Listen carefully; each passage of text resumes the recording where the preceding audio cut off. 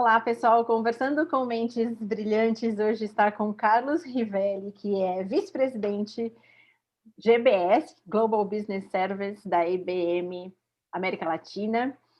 Carlos, muito obrigada pelo seu tempo, vontade de ajudar, pela sua resposta rápida, o desejo de participar, de dividir conhecimento. Conta um pouquinho de você, como é que você chegou nessa posição, da sua história profissional, para quem não te conhece, entender um pouco desse gestor. Bom, primeiro, Luciana, obrigado pela oportunidade para mim e parabéns pela iniciativa, né? Eu acho que é uma iniciativa muito legal trazer executivos. Eu vi a lista de executivos que você tem trazido para esse painel, para essa colaboração, né, que dentro dessa economia colaborativa, e para mim é um prazer estar aqui e contribuir, tá? Bom, eu não cheguei em lugar nenhum, né? Eu acho que a gente está e a gente caminha, a gente aprende todo dia. É uma jornada que começou muito cedo, vendo alguns tios, meu pai, que era executivo também. Eu acho que eu fui sempre construindo algo que eu imaginava fazer também. Então, e tive a oportunidade de aprender. Eu acho que essa é a questão fundamental da vida executiva, do ser humano como um todo, seja ele um médico, seja ele um executivo, seja ele um engenheiro, seja ele qualquer profissão, né? Seja ele um pequeno negócio, seja ele um comércio. Eu acho que a gente tem que ter a vontade de aprender sempre, a vontade de crescer, e aprender para mim é sinônimo de crescer. Então eu acho que eu estou aqui como executivo do setor de tecnologia e consultoria há mais de 30 anos. Eu tive a grande felicidade de entrar na Johnson & Johnson com 21 anos, já ainda fazendo o último ano da faculdade. Entrei no programa de trainee e foi a melhor coisa que aconteceu na minha vida sobre a ótica de visão de longo prazo, formação, de fazer certo sempre, colaborar, crescer, aprender, fazer sempre o melhor, né? Exceder as expectativas. Então, eu fiquei lá 11 anos, foi muito difícil decidir sair para abraçar a carreira executiva em TI e consultoria. Então, respondendo a sua pergunta, assim, as oportunidades foram aparecendo, mas eu estava sempre preparado para elas, né? Então, ser a pessoa certa no lugar certo na hora certa, que todo mundo fala, que é até um jargão do mercado, viver isso realmente faz a diferença, tá? Então, é isso que estou hoje na IBM, estou muito feliz na IBM, para mim é uma honra. Eu me lembro quando eu entrei no programa da Johnson & Johnson, meu sonho era entrar na IBM, porque eu estava fazendo faculdade de tecnologia. Eu era um jovem muito novo, né? Tinha 21 anos, né? Quando eu entrei na faculdade, eu entrei muito cedo, e até escolher o que realmente queria fazer, mudei de curso no meio do caminho, e naquela época fazer faculdade de tecnologia, que era processamento de dados, era um curso ainda, meus pais não entendiam o que eu queria fazer na vida, né? Mas eu falei, não, eu vou para esse lado aqui, que isso aqui transforma o mundo, e é aqui que eu vou investir. O mundo, é ótimo isso. Então, a IBM foi a primeira coisa que veio na minha cabeça, mas eu entrei numa grande instituição que foi uma lição de vida ao longo de 11 anos, que foi a Johnson & Johnson, foi a base da minha carreira executiva. Então, sou muito grato a isso, pelas oportunidades que eu tive, e me coloquei sempre aprendendo. Então, acho que é a melhor resposta que eu posso dar, assim, sobre como que eu cheguei ou como eu estou aqui, né, passando por aqui e contribuindo e colaborando e inspirando as pessoas a fazer o mesmo, né? Não que eu acho que eu esteja certo, que seja um sucesso, não, mas eu acho que o mundo, cada vez mais, a economia está se transformando para uma economia colaborativa cada vez mais. Então, se a gente não pensa dessa forma e aprender todo dia, se transformar todo dia, a gente não consegue ser mais feliz, conseguir trazer a realização daquilo que você se dispõe a fazer. Uhum. Carlos, você sabe que a gente vai falar sobre inteligência emocional, liderança e como essas habilidades, né, essa competência ajuda a gente fazer do ambiente corporativo algo mais humano, né? Fazer uma gestão mais humana, mais respeitosa, onde exista bem-estar e até mesmo felicidade, né? Sucesso, felicidade. E a primeira pergunta que eu tenho é como é que é esse gestor? Como é que é esse líder? Como é que você desenvolveu essas competências ao longo da sua vida? E como você coloca tudo isso em prática? Acho que tudo é uma união de muitas coisas, né? Mas resumindo aqui, como é que é a minha gestão? Minha gestão é o que a gente chama horizontal, né? Uma gestão que eu não acho que hierarquia resolve. É uma gestão sem gerúndio. Eu gosto das coisas muito quando nós vamos terminar, não é começar. Estou fazendo, é bom, mas quando eu termino de uma forma assertiva com um plano que a gente faça e execute. Execute com muita força, com muito foco, e atraindo as pessoas para o resultado final que se espera, né? E ao longo dela, né, inclusive nos nossos métodos ágeis que todos estão adotando, saber corrigir ao longo do percurso, né, mas sem gerúndio, né? Envisioning, mas saber exatamente onde você quer chegar, né? A outra coisa é o engajamento, né? Engajar as pessoas é inspirar as pessoas, não é controlar as pessoas. Se você engaja as pessoas, você passa a frear e não empurrar. Então, é muito melhor você frear pessoas do que empurrar. Então, engajar é uma questão fundamental. A questão da humanização da relação, todo mundo gosta de ser bem tratado, todo mundo gosta de ser respeitado, ninguém gosta de ser maltratado, nenhum animal gosta de ser maltratado, né? Então, o respeito, a gestão humanizada, entender como essa pessoa está bem, se não está bem, olhar para a pessoa, é uma pessoa, nós somos humanos, principalmente no mercado de consultoria, nós temos o quê? Capital intelectual que se desenvolve ao longo da vida para aplicar num resultado de negócio, né? Então, a gestão humanizada sem romantismo, né? Aquele negócio de abraçar a árvore, vamos lá, tudo, pô, é legal, tudo descontrai, mas não resolve. A gente tem que ser humanizado, respeito, de fato, e fazer a pessoa crescer, fazer que cada um se sinta importante do seu jeito. Isso é importante. Mas fazer isso, pô, como é que eu consigo fazer um projeto para isso? Não, isso não é um projeto, isso é viver. Isso é viver, é sentir, é aplicar, é entender, é respeitar aquilo que você cria ao longo da vida, né? Então, é assim que eu procuro ser na minha gestão. E minha gestão é muito compartilhada, é ouvir as pessoas, atrair os talentos que sabem fazer, unir o objetivo, o foco e fazer com que todo mundo se engaje naquilo. Então, esse é o segredo de uma boa gestão na minha visão. Comando control hoje é necessário em todo lugar. Todo lugar tem que ter controle, tem que ter objetivo, métricas e tudo. Mas a métrica que olha o passado só vai me dizer se eu fiz ou se eu estou devendo. As métricas hoje tem que olhar para frente. Quais são os meus objetivos, meus indicadores de que eu esteja na direção correta?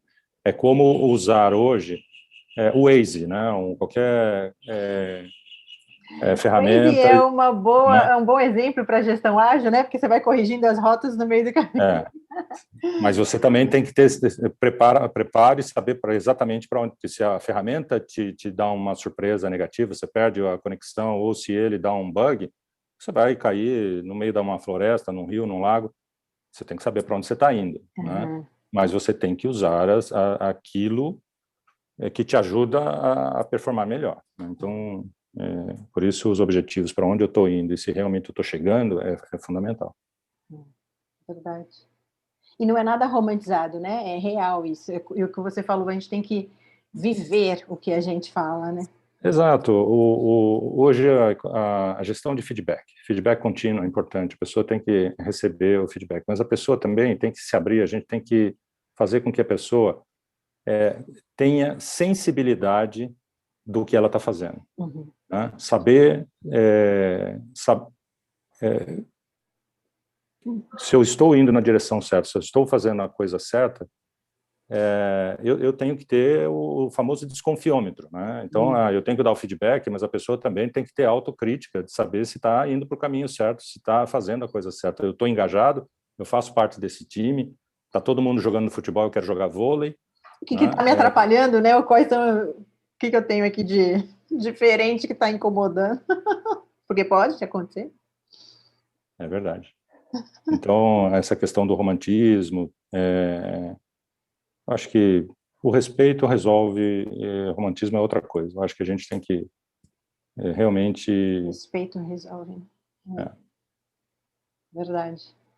Pensando em corporação, de uma forma bastante ampla, genérica, que pode atrapalhar tudo isso que a gente falou, né? O que pode atrapalhar com que esse ambiente não seja tão respeitoso assim, tão humano, não sei se generoso é a palavra certa, mas o que é a cultura da organização, é competição interna e externa, é esse ambiente de transformação que cada vez é maior, mais rápido. O que pode dificultar isso dentro de uma organização? Para que essa gestão seja mais excelente humana, ponto. né?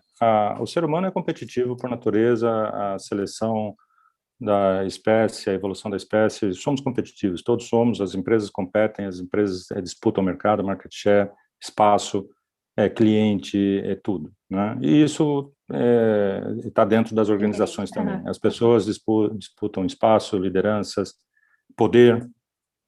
A organização que ela é evoluída e ela promove o que a gente chama de high performance organization, mas não no sentido de cada um com uma faca nas costas do outro para jogos vorazes, a gente tem que olhar isso sobre a questão de como montar um time que entregue um objetivo, entregue as coisas. Então, fazer isso, engajar, saber o que cada um pode contribuir no seu melhor para um objetivo comum, esse é o segredo de navegar numa organização de uma maneira inteligente, é aplicar inteligência emocional.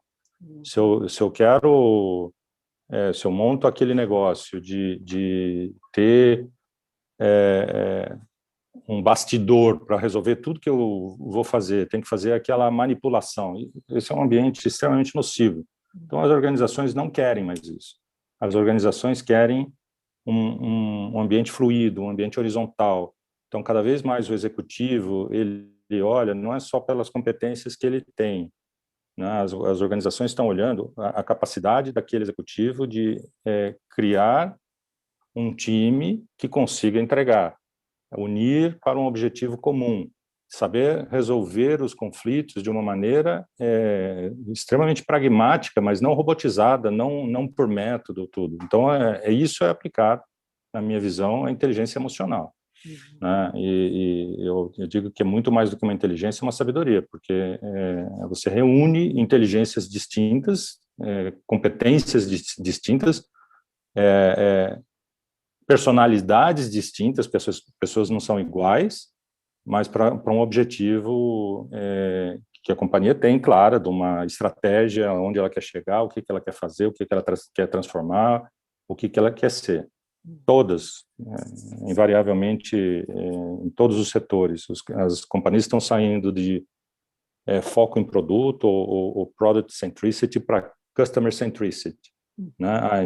Isso é uma mudança muito importante, porque o customer centricity é como é que o cliente vive, o que ele consome, o que ele precisa, como ele se move, como ele se comporta, o que ele consome, o que ele assiste, para onde ele vai, o que ele precisa para a sua vida diária, seja ele uma pessoa jurídica, seja ele uma pessoa física, seja um B2B, seja um B2C. Como eu consigo servir este cliente em toda a sua necessidade? E não é só a necessidade, como é que eu consigo ajudá-lo a performar melhor, né? A entregar o seu resultado melhor, ou resolver os seus problemas de uma maneira eficiente, melhor, mais rápida. Então, se a gente não foca nisso e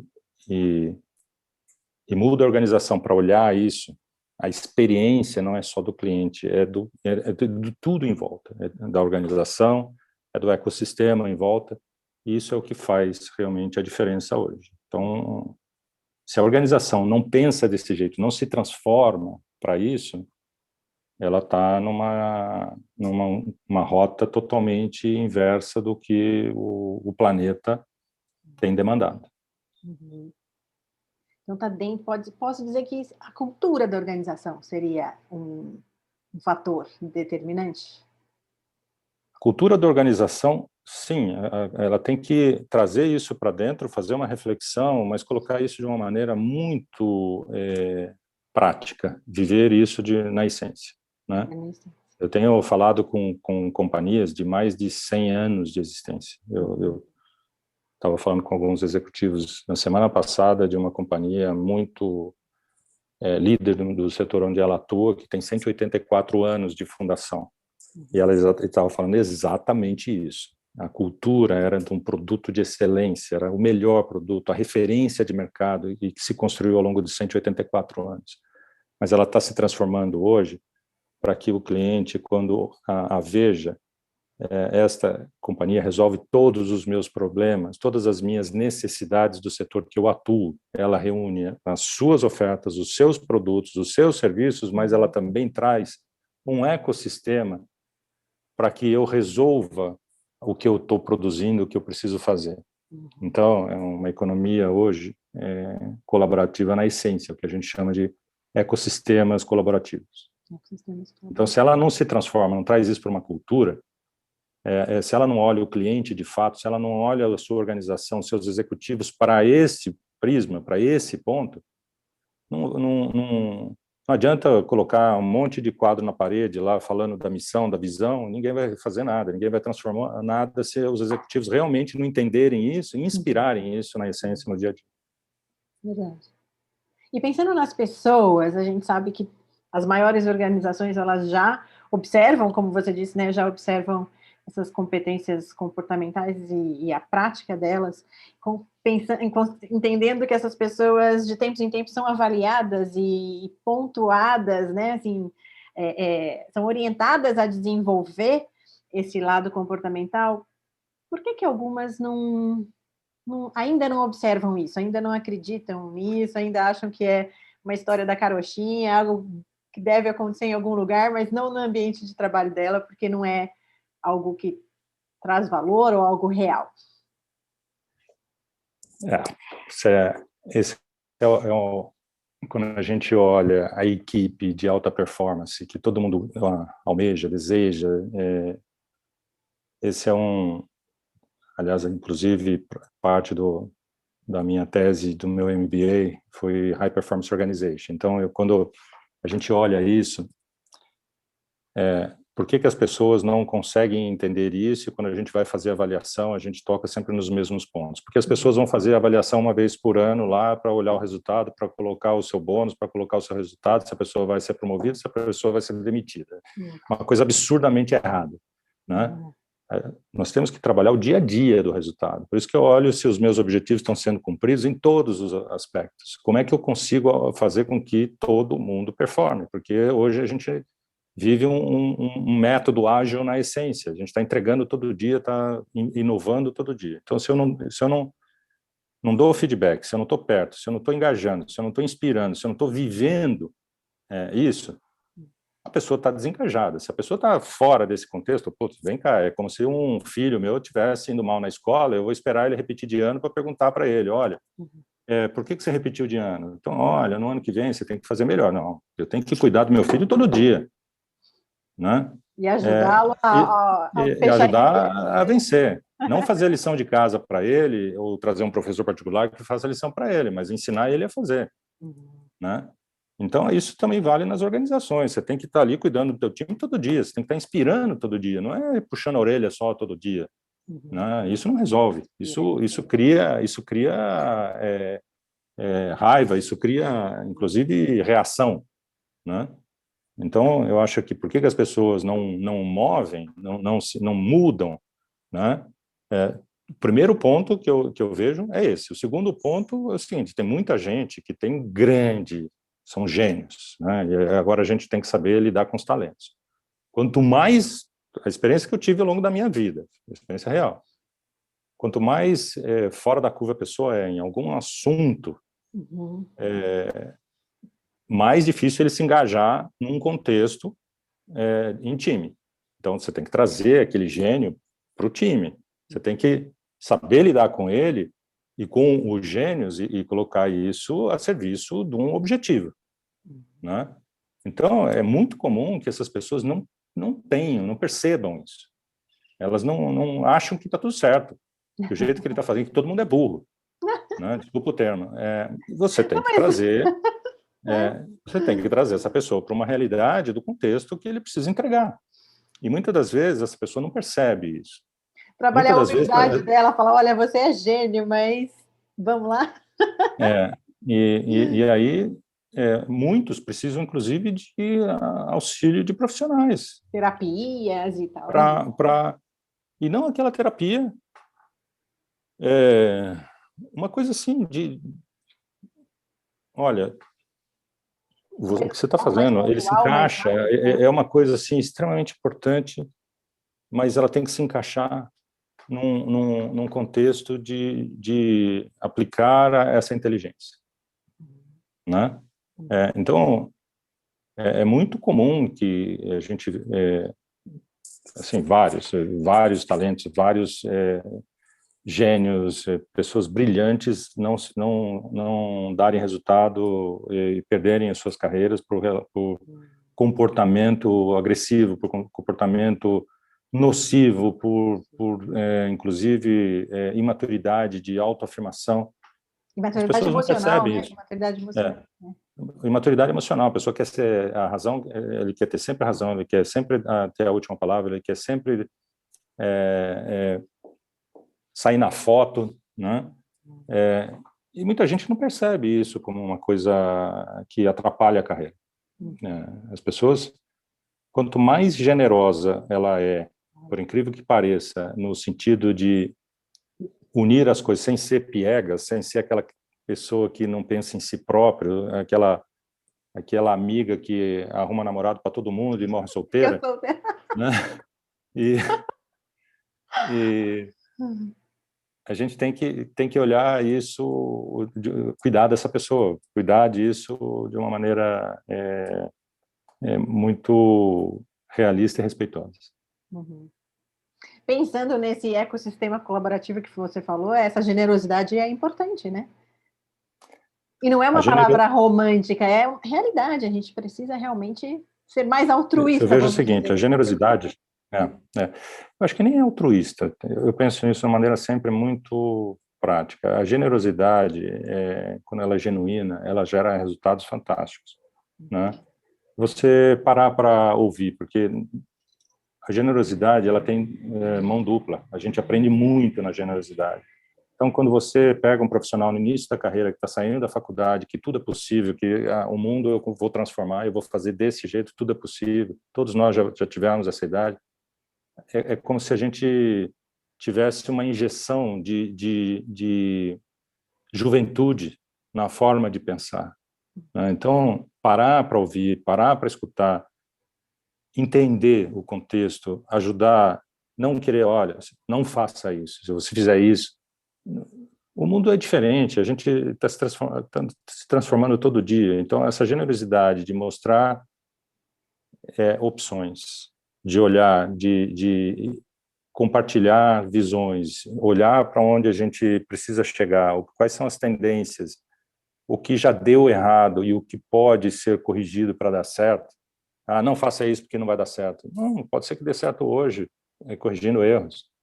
Né? Então, essa generosidade no passado genuína, deu errado, mas o ambiente atual pode proporcionar uma então, ela surte muito efeito. E o estilo de liderança, né, eu falo, muitos executivos hoje compartilham o seu tempo comigo, né? Eu falo, você faz coaching?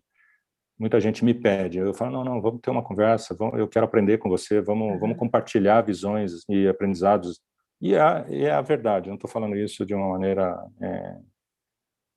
piegas, vazia, não. Eu tenho vários executivos de vários setores que eu me reúno para um almoço, e eu tenho a felicidade de outros que vieram antes de mim, que fazem a mesma coisa comigo. Então, eu vejo isso como uma coisa, é um aprendizado É uma contínuo, troca, né? É uma uma troca. troca, né? Então, eu faço isso com muito prazer, porque esse é o verdadeiro coaching, e de mão dupla. De mão dupla. De mão dupla. Porque a gente está sempre aprendendo, né? Que você falou no início, a gente está sempre aprendendo. E Porque pensando... Oi, desculpa aí. pensando como professor, né? Eu fico imaginando os grandes professores, mestres, para ele ensinar, ele precisa aprender. E E, tem que aprender todo dia. e ele tem que aprender todo dia. Como é que ele vai aprender todo dia se ele está dando aula todo dia? Então, se ele não tiver esse tempo para se reciclar, se ele não tiver esse tempo para ouvir, para experimentar, eu ao longo da minha vida, eu tive também uma experiência de empreendimento pessoal. Eu sou engenheiro civil também de formação, continuei estudando e montei uma pequena construtora junto com meu pai, quando ele era vivo ainda, aposentado. Ele cuidava para mim, eu pensava nas coisas que a gente queria fazer, no empreendedorismo, e isso foi uma etapa muito boa que eu tive que parar, porque eu tive, com a morte do meu pai, eu tive que me dedicar à minha carreira principal, que era ser um executivo do mercado. E eu tive a felicidade de ter um professor meu da engenharia como meu cliente de um dos prédios que eu construí. E eu via isso, né? Falei, poxa, como é que eu consigo... para mim é uma responsabilidade dupla. O meu professor de residência dos materiais, que era aquele cara que repetia todo mundo, veio É igual o cálculo 1, 2, 3, né? Todo mundo. veio adquirir uma unidade de um dos prédios que a gente estava investindo e construindo, né?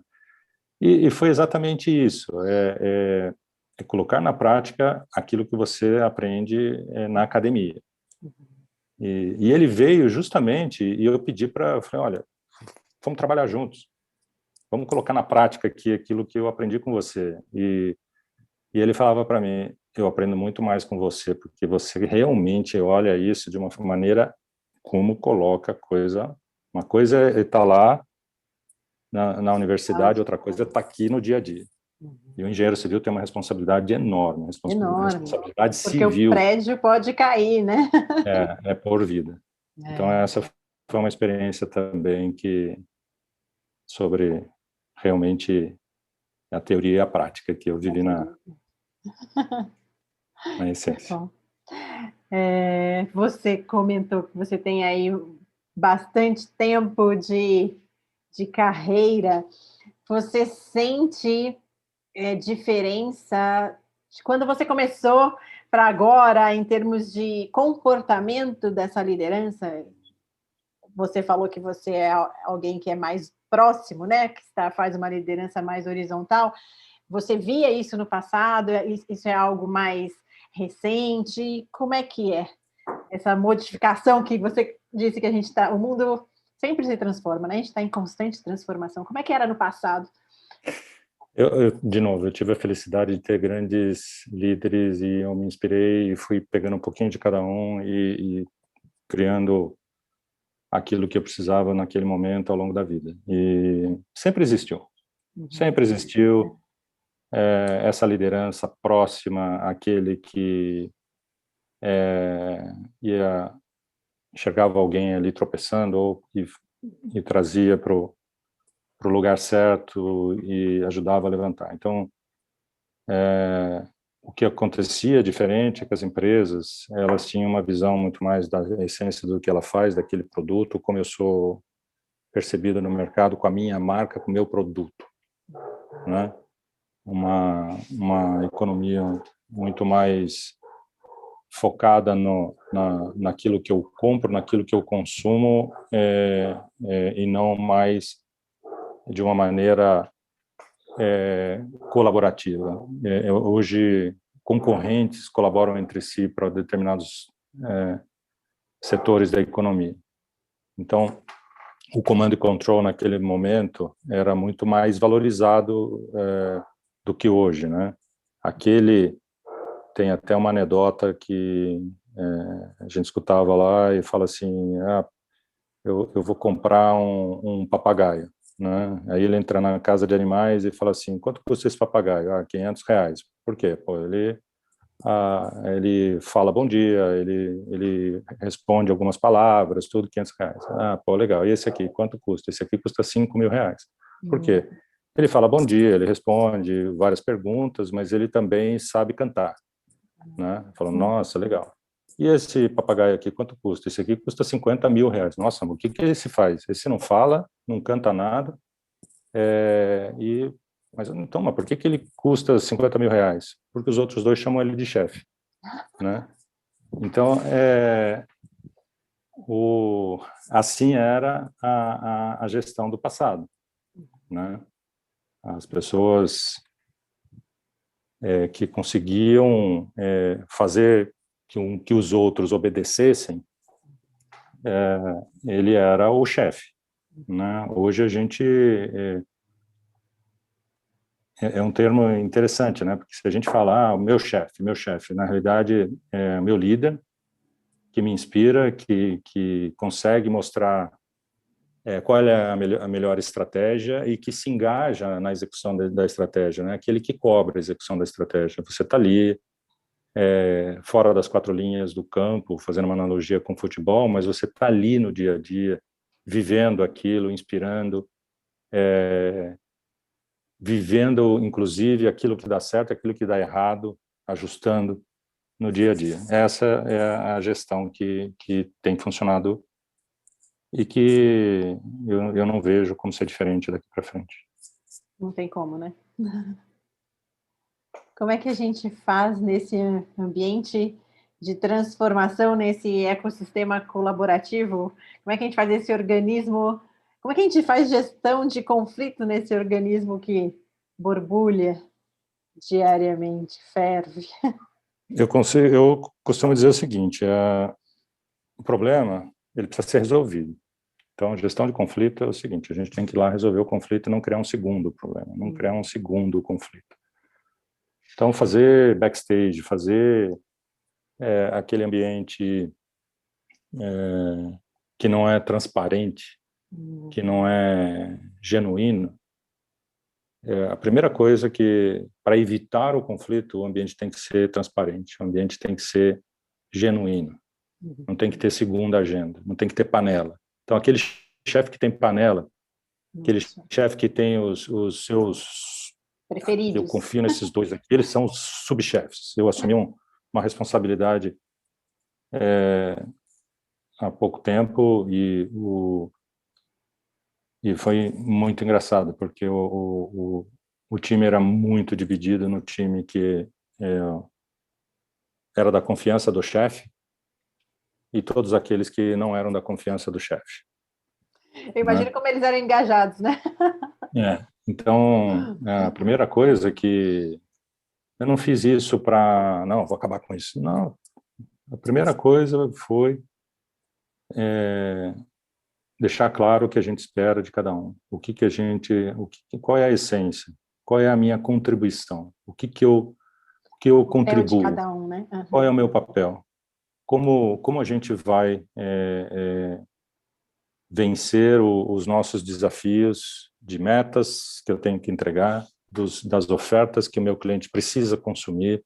Eu não vou empurrar produtos e serviços, eu preciso entender o mercado, montar uma resposta até antes mesmo da pergunta, porque a gente não pode reagir mais, não tem tempo para reagir. A gente tem que estar ali olhando o tempo todo com o cliente, vivendo a agenda dele para o sucesso que ele precisa ter no seu negócio, literalmente no seu setor. Fazer certo da primeira vez. Né?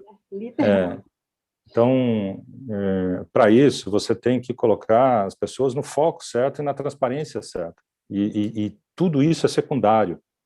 Então, o conflito, ele para mim, ele deixa de existir. E quando ele aparece, e aparece, é normal que apareça, porque onde o ser humano está, sempre tem a imaturidade, sempre tem aquele dia que a pessoa está de mau humor, e todo dia aparece. A gente tem que trazer isso para a essência do que a gente está fazendo, né? Trazer de O que volta eu para o posso te foco, né? ajudar para resolver aqui as questões que não estão bem, né? A pessoa vai se reposicionar, ela vai na hora, ela vai pensar, ela fala, eu não estou me encaixando, porque ninguém tem 100% de razão, né? Ninguém tem 100% de razão. Então, isso tá ali no dia a dia. Se você toma partido, isso vai ter Uma consequência, né? um conflito, vai ter uma consequência desse segundo conflito. Né? É um segundo conflito que você tá gerando. Então, como resolver conflito? É evitar o conflito focando no onde realmente a essência do nosso trabalho e saber que quando a gente está ali, a gente não é uma segunda pessoa, né? Que nem o Pelé, que ele é o Edson Arantes do Nascimento, mas e ele falando do Pelé, né? É engraçado isso, né? Nós Não somos... existe isso. A gente tudo bem que era uma marca Pelé que ele criou, eu acho que foi genial dele. Eu respeito o nosso Rei Pelé. Mas voltando aqui para o nosso dia, não tem como eu deixar o Carlos em casa e ser o Rivelli na empresa. Eu tenho que estar ali presente. De corpo e alma, De né? corpo e alma, mesmo com uma noite mal dormida, mesmo com um filho, com uma das minhas filhas precisando de alguma ajuda, problema da casa, o cachorro que precisa levar no veterinário.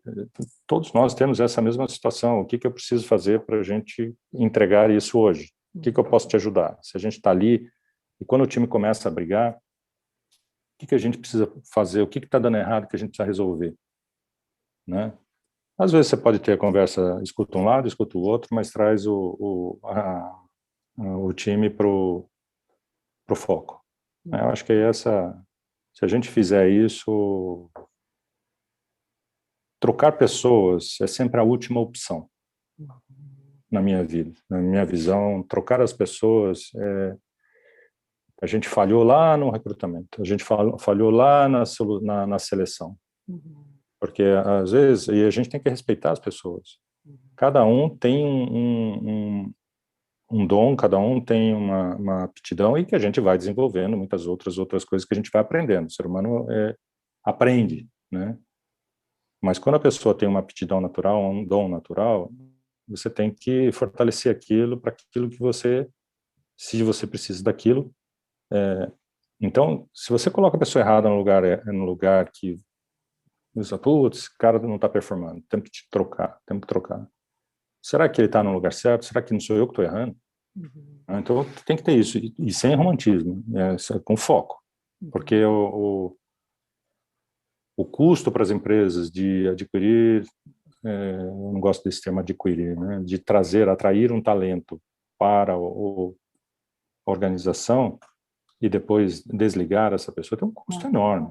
Não é um custo só financeiro, tem o tempo, tem Desgaste emocional desgaste emocional de todo o time. Porque o time Tem a pode ficar, insegurança. inclusive, chateado por perder um colega, né? Não, isso é ruim. Então, a gente tem que cuidar disso. Mas, se realmente não tiver outro jeito, você não pode adiar a decisão. Você tem que tomar a decisão respeitosa de buscar alternativas para esse profissional. E uma coisa que eu vejo isso também de uma maneira muito prática. Quem é meu principal cliente? Quem é o meu principal cliente? Quando eu acordo, a quem eu vou servir na essência da minha melhor forma de verdade?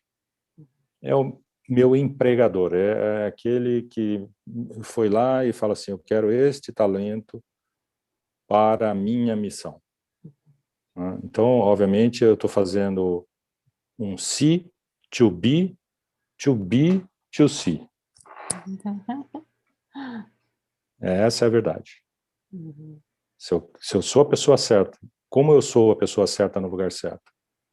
Constante aprendizado, saber que eu tenho que servir a empresa a quem eu represento da melhor forma, porque ela é um B, que tem um outro B, ou tem um C. Então é o C to B ou o B to C. Então é assim que tem que ser. E tem alguma dica, alguma sugestão? Claro que não existe receita de bolo, mas alguma forma de fomentar esse trabalho colaborativo, pensando nesse serviço que você acabou de dizer, né? Que quem é o meu cliente, né? O meu maior cliente, que eu tenho que servi-lo. A melhor forma de fomentar esse ambiente, existem métodos hoje fantásticos para isso. Mas antes da gente entrar no método, primeiro, qual é a estratégia da minha empresa? O que minha empresa foca? Ela está mirando o lugar certo? Ela tem a melhor estratégia? Né? Como é que eu executo essa estratégia? Tá? Como é que eu consigo inspirar o time que essa estratégia é vencedora, que isso realmente vai dar resultado, que eu vou competir muito forte no mercado, de uma maneira respeitosa, para essa estratégia. Depois, as empresas, elas se transformaram no que a gente chama Enterprise Agility. Enterprise Agility não é uma metodologia de todo mundo fazer ágil e ter aquelas squads, DevOps e tudo mais. Isso sim é como se executa. É uma metodologia que tem que se aprender. Mas um Enterprise Agility, de fato, é entender a estratégia, aplicar a estratégia de uma maneira ágil e montar um time que seja realmente, na essência, multifuncional e que tenha entregas rápidas, porque o mundo hoje se transforma mais rápido, muito mais rápido do que há 10 anos, do que há 50, do que há 100. Né? Então, Enterprise Agility faz parte da sobrevivência de uma corporação. Né?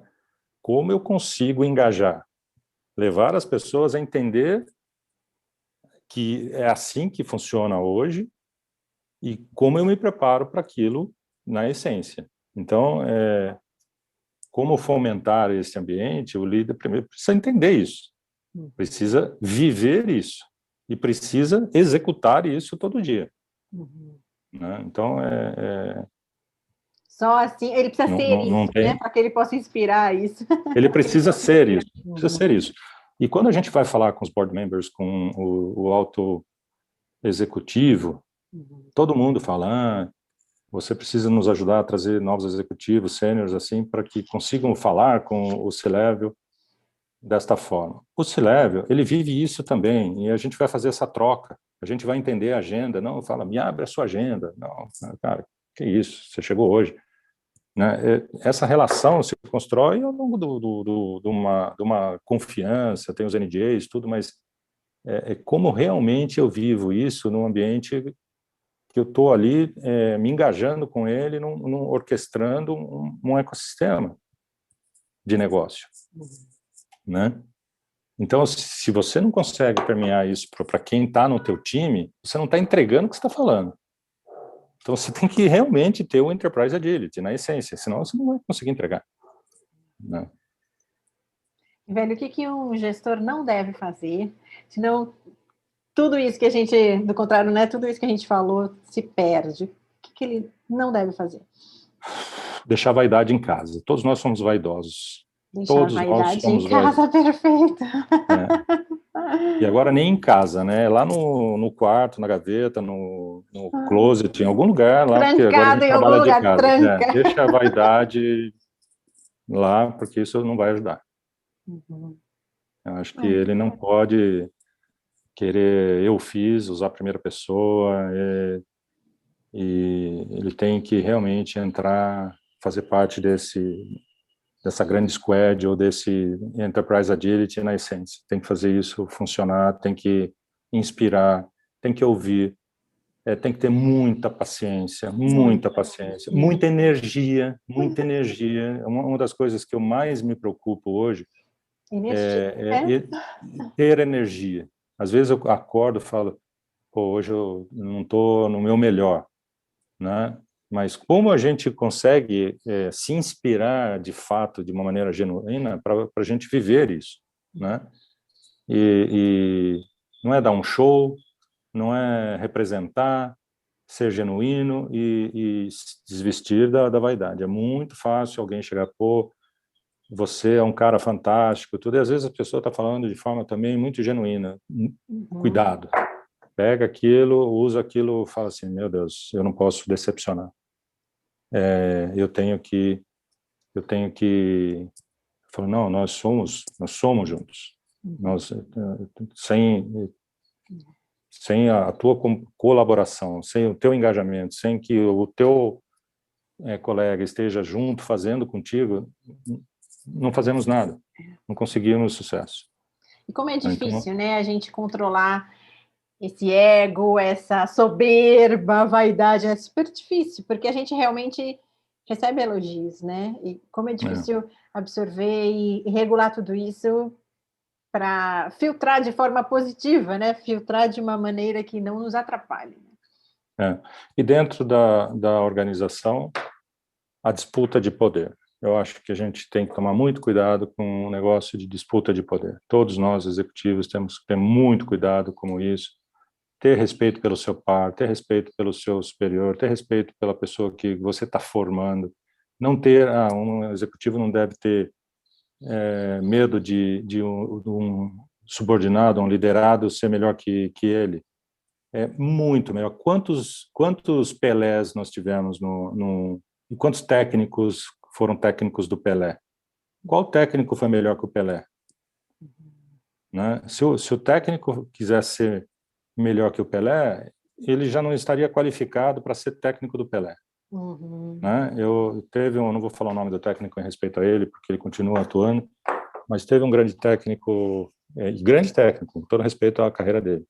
Ele foi treinar o Real Madrid, na época dos Galácticos. Só que ele queria aparecer mais que os jogadores, grandes talentos. Foi um fiasco aquilo. Né? Não ganhou nada. Né? O Real Madrid foi um fiasco naquela temporada. Né? Porque o técnico queria aparecer mais do que os grandes estrelas que estavam em campo. Né? Então, o executivo ele não pode querer...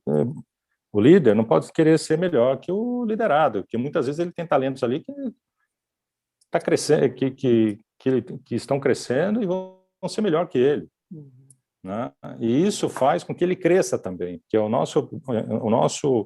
que se espera de um grande líder é que o time vença, que o time brilhe, que traga resultado. Então, ele não pode querer também.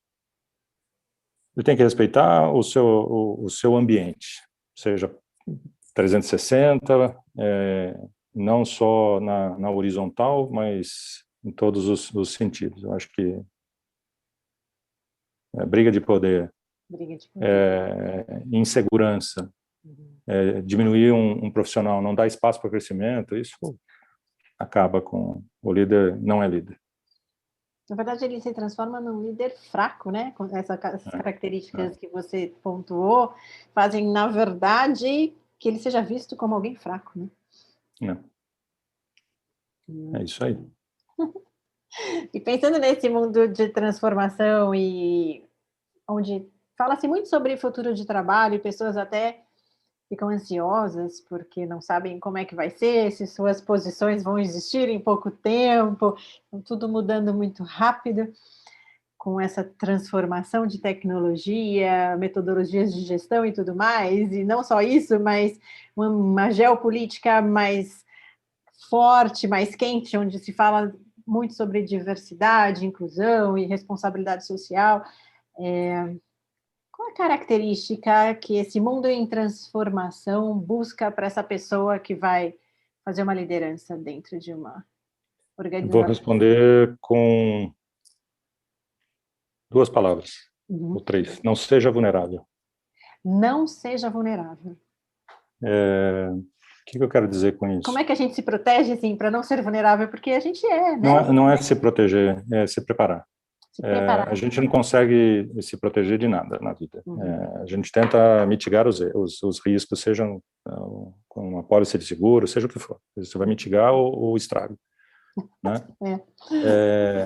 Então, o não ser vulnerável é o seguinte, eu vou fazer uma analogia aqui como um surfista. O bom surfista é aquele que está ligado no mar o tempo todo, ele não consegue fazer outra coisa que esteja olhando a ondulação, correnteza, por onde vem a formação de ondas, por onde ele vai se preparar e se posicionar no melhor ponto para pegar a onda.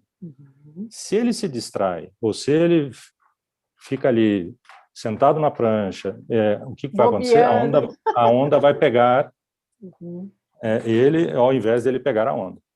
Né? E quando isso acontece, ele vai se machucar, ele vai sofrer consequências muito ruins. Eu falo isso, estava falando isso ontem, né? Eu com a minha idade gosto ainda de surfar, mas eu falo assim, não estou bom para surfar porque eu não estou fisicamente preparado para isso. Então, não ser vulnerável é isso, é você estar preparado, saber o que realmente, onde eu tenho que ter formação, preparação contínua, está sempre em desenvolvimento. Quando a gente fala continuous learning, não é uma coisa que eu tenho que entregar como KPI para o meu RH, é uma coisa de realmente eu tenho que me preparar para o que o mercado tá pedindo. Então eu tenho que estar ligado ali o tempo todo, entendendo o que eu estou fazendo, em que navio eu estou, para onde esse navio está indo. Né? Então, eu não posso ser vulnerável, eu tenho que me preparar. E estando preparado, eu tenho que me posicionar bem. E não ser ardiloso, não passar o pé em ninguém, nada. Mostrar resultados na tendência que o mercado e a companhia está atendendo. Né? Isso acontece de uma maneira natural. Então, se eu sou a pessoa certa, no lugar certo, que é o mercado, e na hora certa é quando o mercado precisa, eu vou ser muito melhor, mais preparado para uma seleção, que vai existir anyway. Então, isso não é hoje, isso sempre foi assim. Eu vou pegar um gancho dessa palavra vulnerável, e aí vamos tentar construir uma coisinha aqui só para tentar... E isso tem um ponto, desculpa te cortar. Isso é inteligência emocional. Estar preparado é inteligência emocional. Entender sobre toda essa... Entender esse contexto e se preparar sempre. Porque quando eu me coloco também com medo das coisas, que é sempre aquela coisa assim, eu estou com medo de perder o emprego, é porque eu não estou preparado. Eu estou vulnerável. Estou vulnerável. Né? E com isso, a minha preparação de saúde, se eu estou equilibrado, eu cuidar da saúde, eu cuidar das minhas finanças pessoais, ter o equilíbrio para que eu esteja preparado. Isso aí.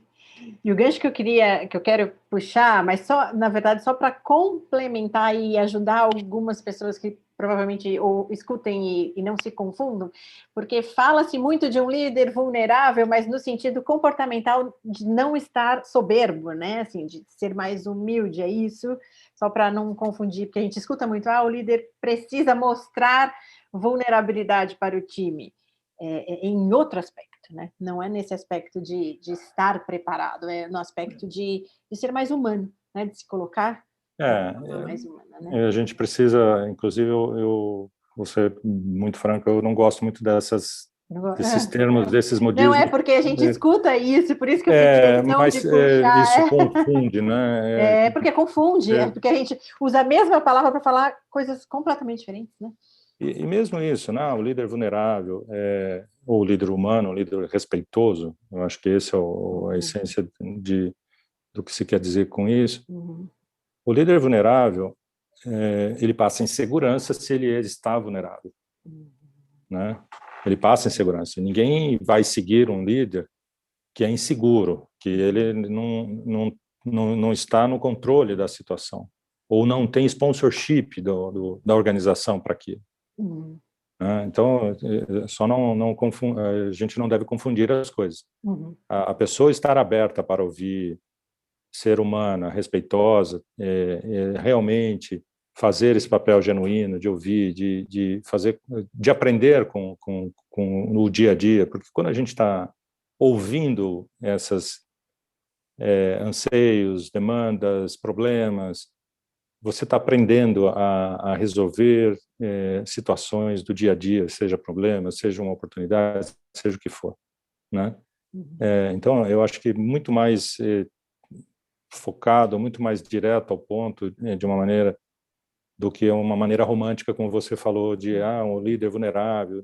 Assim, eu prefiro não usar esse termo Não, eu fiz questão de puxar, porque a gente escuta muito, né? Alguns falam, olha, é importante. Daí você fala, ué, é importante, mas não é importante. Em que aspecto é importante, né? Mas é no aspecto respeitoso que você está falando, não da perda de controle no sentido de entender sobre o que está fazendo, né? Estar preparado para liderar esse time. Sim. Mas esse tema de inteligência emocional é muito gostoso de debater sobre ele. E eu brinco com uma das minhas filhas, que ela é uma pessoa fantástica, uma menina que é muito responsável com tudo e está sempre com a coisa feita, aquela coisa assim, ela não vai dormir se ela tinha que entregar alguma coisa, fazer alguma coisa, ela sempre faz isso de uma maneira o melhor possível. E ela sofre um pouco com perfeccionismo em relação a isso, e ela tem uma profissional muito boa que está ajudando ela a sofrer menos com isso. Mas eu me lembro quando eu fui falar com essa profissional depois falou para ela que ela já entendia de onde vinha isso, o problema dela, e eu falei para ela, não vejo o problema, né? Que eu falei para ela o seguinte, quando eu fui falar com essa profissional, não, eu não acho que a minha filha tenha problema nesse sentido, eu quero que você a ajude a entender que ela não tem um problema, porque na essência eu não sei perder, né? Aí ela olhou assim para mim e falou assim, Vem como cá, vamos assim? conversar também. Como assim? Eu falei assim, não, eu não aceito perder, não de uma maneira de não saber competir ou não respeitar o meu concorrente quando ele faz por merecer ganhar. Eu não aceito que eu tenha falhado. Eu não aceito que eu não tenha me preparado de uma maneira suficiente, né, suficiente para ganhar. Porque tirar 10, todo mundo consegue tirar, se preparar, estudar aquilo. Agora, tirar aquilo que foi além do que está ali respondido, que é o 11, que é o 12, que é a nota que não está ali, que é difícil. Então, quando eu perco, eu falo assim, eu não fiz a coisa para tirar além do 10. Eu não fiz para merecer ganhar. Né? Eu não aceito, eu não sei perder. E é assim que eu acho que ela puxou essa coisa, não vou falar que puxou o pai, mas ela tem isso, né, no seu DNA. Que não é uma competição com o seu colega, aquela competição com si próprio. Então, e que talvez, não sei, você me diz aí, mas talvez nem seja tão sofrido assim para você, né? Porque faz parte. Não é. E quando a gente. Bom ponto esse. Quando a gente sabe levar isso de uma maneira positiva, aplicar isso de uma forma genuína, essa é uma liderança que inspira, porque ela não se torna enfadonha, ela não é uma coisa ruim, ela não é uma coisa psicótica, paranoica, de querer ganhar sempre, de ser o melhor, de ser o bonzão, não. É aquela coisa de, gente, isso aqui, e aí usando o termo americano, vou fazer o meu melhor, né? ao invés de fazer o possível, né? O que é o possível é tirar 10. O meu melhor é acima do 10, né? Então, eu acho que é isso que a gente inspira de verdade para ganhar. E talvez essa sabedoria que você fala antes, que a gente pode traduzir como inteligência emocional, eu falo porque inteligência emocional só é uma forma de traduzir várias palavrinhas que a gente usa e sempre usou, né? Mas talvez essa sabedoria seja simplesmente saber canalizar isso de uma forma mais inteligente, mais interessante, para que a gente não sofra, né? Não necessariamente desfazer essa característica, mas só aplicar de uma forma mais sábia, né? Eu acho que tudo na vida é o equilíbrio, né? Então, quando eu estou vendo que eu não estou fazendo além do meu limite de saúde, eu não estou aplicando a sabedoria, a inteligência emocional, porque eu vou sofrer, eu vou me destruir, porque eu estou fazendo além do que o meu corpo, que não está são, para fazer aquilo. Então, eu tenho que ter sempre o equilíbrio.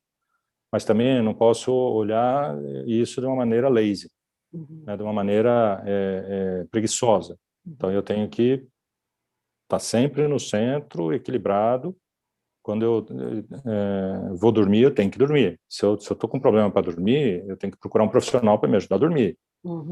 Então, por quê? O corpo precisa se recarregar. É a bateria do iPhone que não dura 8 horas, mas a nossa bateria dura 16, dura 20 no máximo. Você precisa recarregar a bateria para você estar bem no dia seguinte. Você precisa se alimentar bem, você precisa se exercitar para você fazer a sua higiene interna do organismo. Com tudo isso, você vai estar bem para executar a sua função. Então, é um equilíbrio, e isso, para mim, é a inteligência aplicada, que eu chamo de sabedoria. Velho, existe uma palavra para a gente traduzir o que é a boa liderança? A boa liderança é que inspira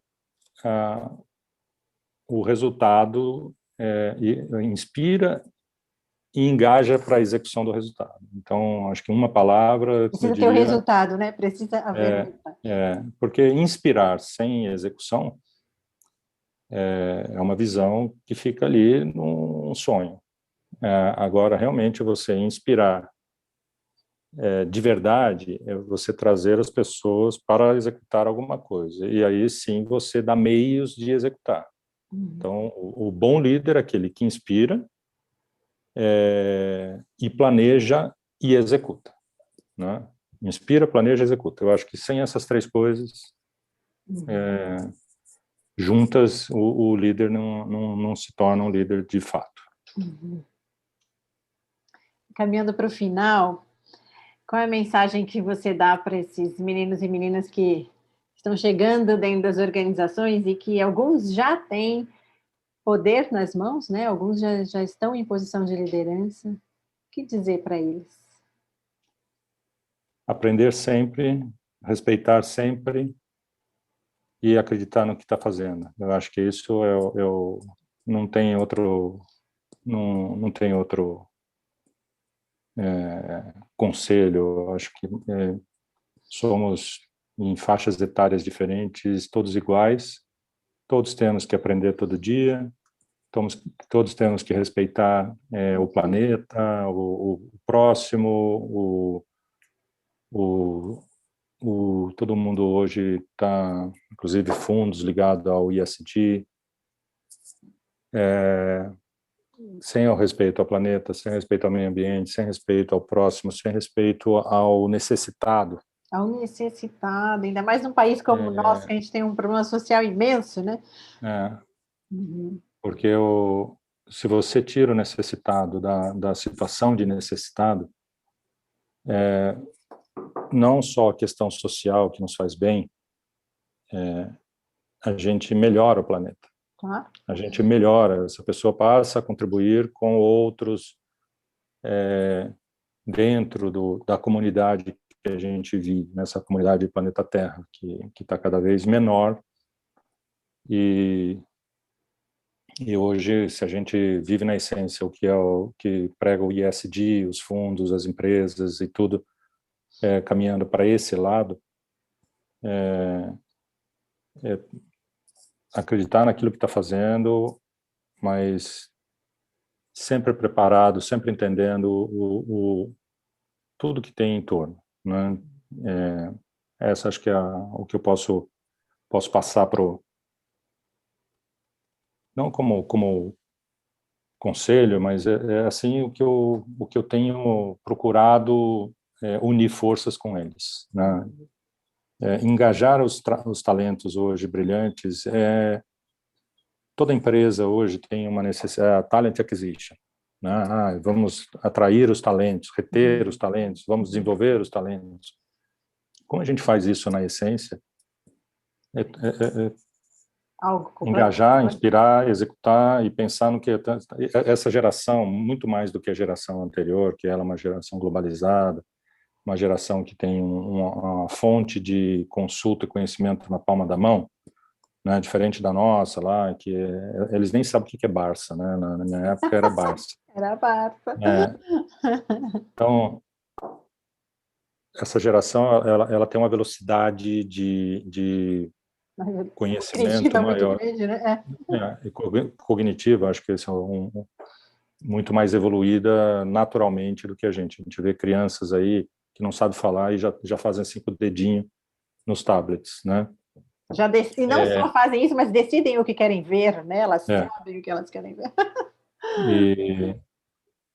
Então, a gente precisa atrair esses talentos e engajá-los para aquilo que a gente está vendo que gera não riqueza sobre o aspecto dinheiro por ter dinheiro, mas aquilo que realmente gera de valor, atender às necessidades para o ser humano dentro desse contexto de uma maneira durável, sem que a gente se mate nesse planeta. Então, algo mais sustentável, né? É uma ótima forma de terminar essa nossa conversa. Muito obrigado, Luciana. Espero ter contribuído. Com certeza. E muito obrigada. Estou muito contente de participar e conte comigo, estou sempre à disposição. Obrigada. Obrigada mesmo. Até breve, Carlos. Até mais. Obrigado. Tchau, tchau. Tchau, tchau.